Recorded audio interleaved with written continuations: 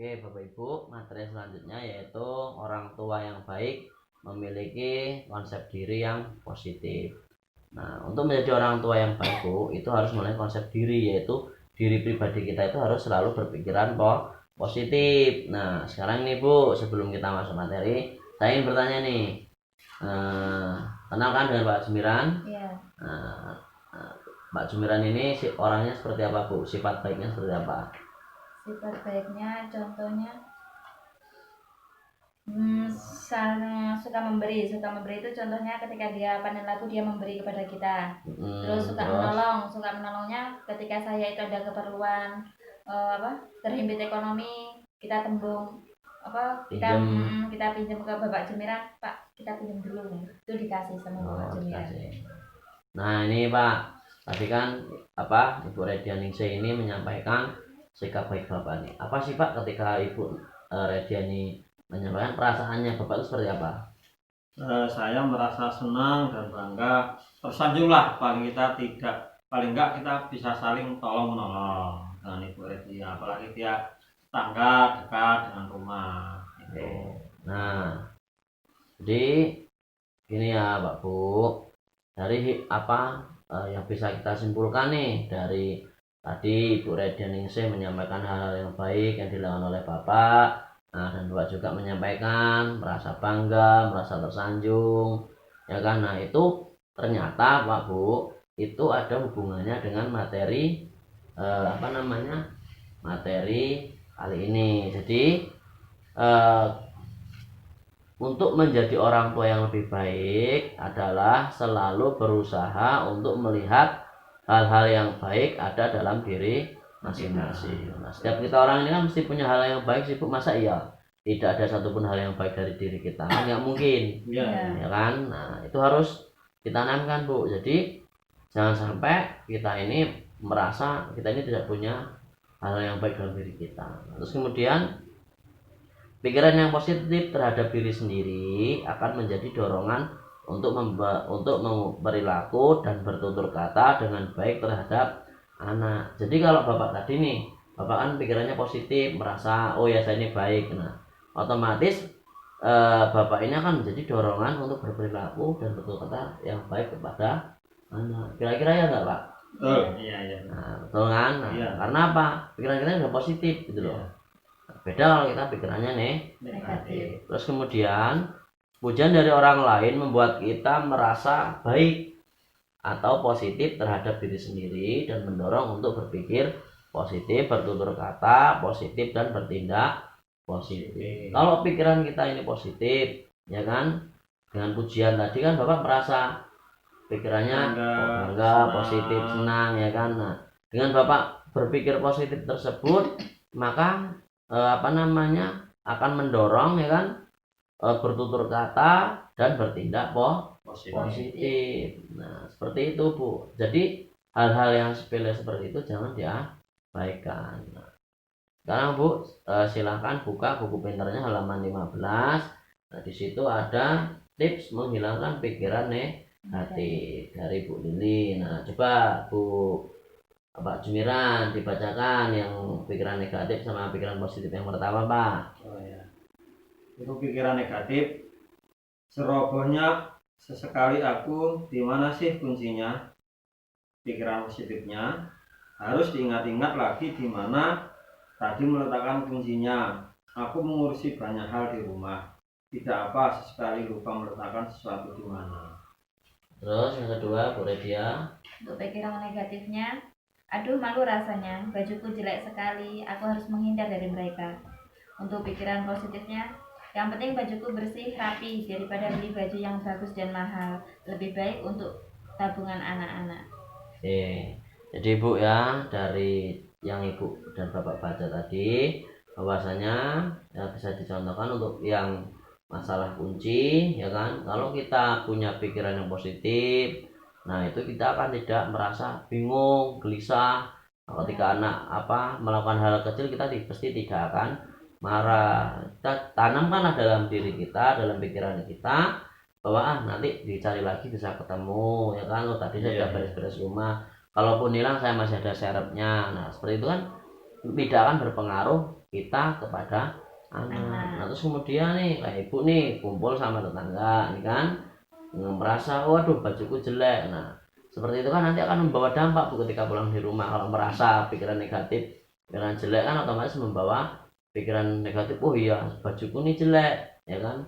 Yang merasa minder nanti sampai rumah ngomong sama keluarga baju saya jelek gini. Nah tapi berbeda dengan pikiran kita tanaman pikiran positif. Oh iya baju saya ini masih bagus, masih rapi, bersih. Nah itu akan membawa dampak yang positif. Makanya Bu, Pak, tolong diingat nanti sampai di rumah dipraktekkan bahwasanya kita harus selalu berpikir positif. Karena apa? Dengan berpikir positif maka akan kita melakukan tindakan yang positif, bertutur kata dan berperilaku yang positif. Nah, hasil kerjanya pun baik. oke. Nah, terus ini lagi Pak.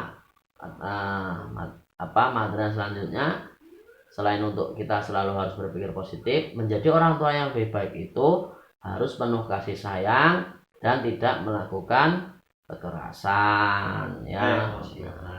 Bapak Ibu di rumah nih kalau anaknya nakal dijaga apa digimanain? Ya, Ada kekerasan enggak?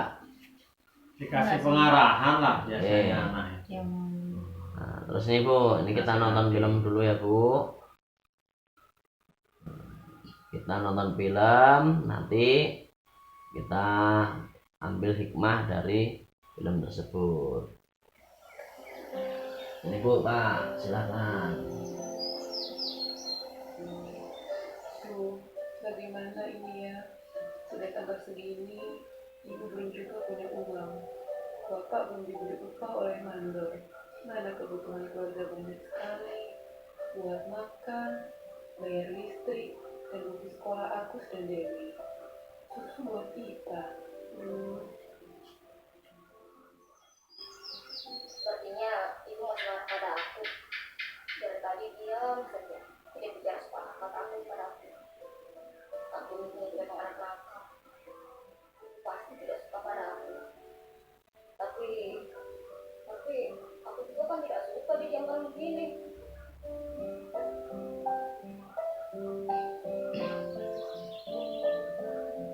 Agus kenapa diam saja dari tadi? Dia kelihatannya sedih. Kenapa ya dia? Atau jangan-jangan ibu yang salah? Ibu terlalu keras pada dia barangkali. Apa mungkin ibu sudah salah dalam memperlakukan dia? Mungkin juga. Baiklah, kalau begitu, lain kali ibu harus lebih sabar. Tidak boleh terlalu sering marah pada anak-anak.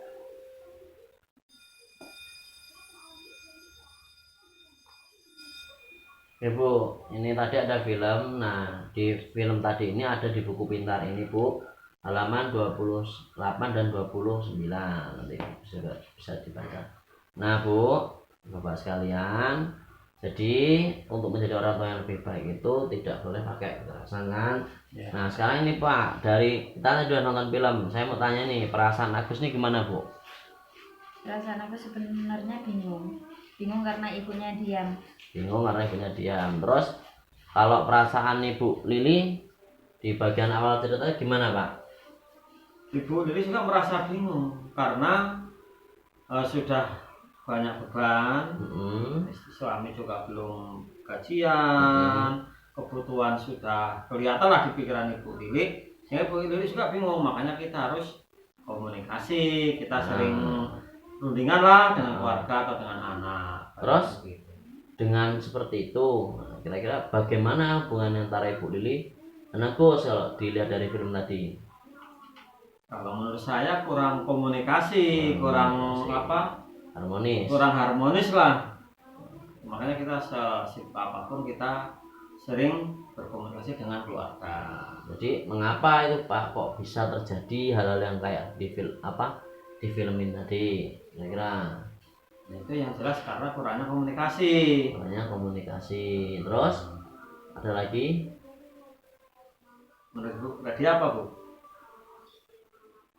Karena Ibu Lili tidak menempatkan pikiran itu pada posisi masing-masing. Sebenarnya kalau Ibu Lili itu tadinya menceritakan kepada bapaknya dan berkomunikasi dengan keluarga sebelumnya, dia akan mendidik anaknya seperti hal yang biasanya. Dia pun akan bertegur sapa dengan si Agus, Agus pun akan bertegur sapa kepada ibunya. Ini terjadi nggak Pak kira-kira kalau ini yang melatar belakang ini karena masalah ekonomi, masuk nggak? Bisa juga, Bisa jadi juga. karena Bisa jadi. kurang ekonomi. Jadi ya Pak, yang perlu Bapak garis bawahi, perlu Bapak ingat bahwasanya permasalahan ekonomi keluarga tanpa sadar membuat orang tua bertindak kasar dan sering marah pada anak sehingga menjadikan keluarga tidak bahagia. Nah, kayak Harmonis ya. apa namanya, kita nih posisi kehimpit ya, ibu-ibu pernah toh, bapak juga pernah Iya. mengalami posisi sulit ekonomi. Nah, tanpa sadar kan Bu, kita ini apa namanya bentak anak kasar ya kan, karena apa, pikiran kita bingung ya kan, seperti itu.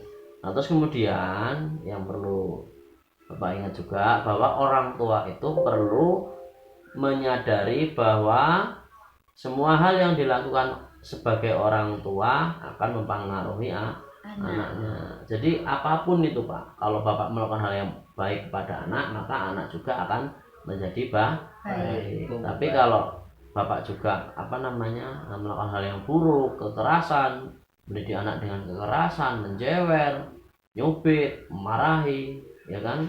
Nah, itu juga akan membawa dampak buruk bagi anak. Nah, terus ini kan karena pakai kekerasan, ya kan, pendidikannya pakai kekerasan. Nah, kemudian bagaimana kalau seandainya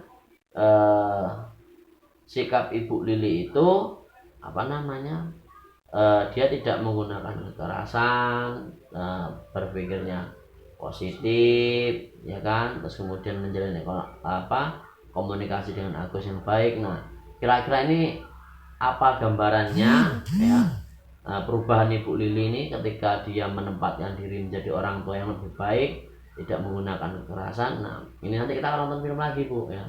Oke, kita akan nonton film. Perubahan apa sih yang dialami oleh Ibu Lili dengan tidak emosi ya kan, terutama ini menahan emosi nih Ibu Lili.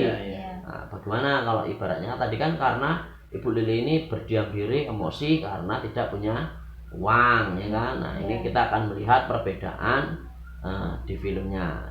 Kita nonton ya Bu.